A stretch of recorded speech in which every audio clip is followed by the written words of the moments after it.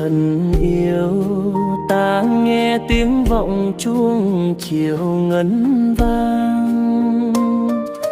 Giao dân khắp ngõ xóm làng, mọi người cười nói rộn ràng gọi nhau.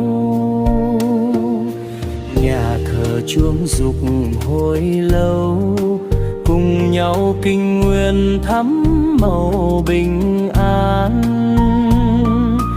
Tôn nghiêm sốt sắng nhẹ nhàng, tới dâng thánh lễ hát vang chung lời.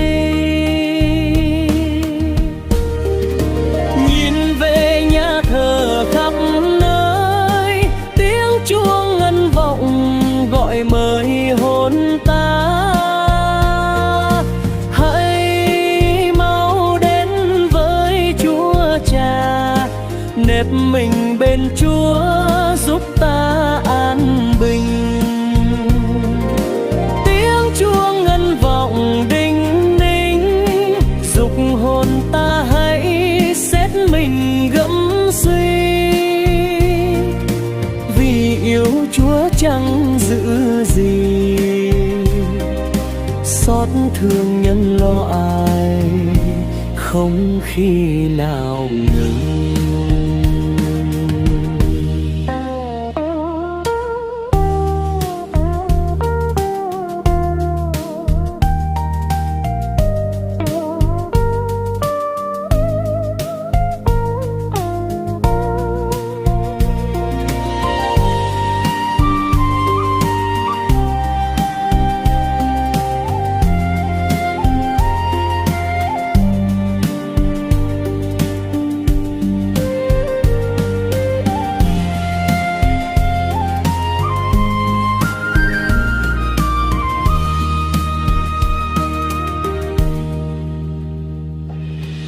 Nhìn về xứ đạo thân yêu, ta nghe tiếng vọng chuông chiều ngân vang.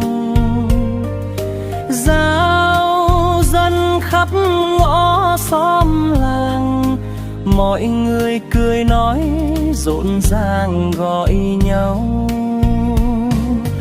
Nhà thờ chuông dục hồi lâu, cùng nhau kinh nguyện thắm màu bình an. Tôn nghiêm sốt sắng nhẹ nhàng, tới dâng thánh lễ hát vang chung lời. Nhìn về nhà thờ khắp nơi, tiếng chuông ngân vọng gọi mời hồn ta.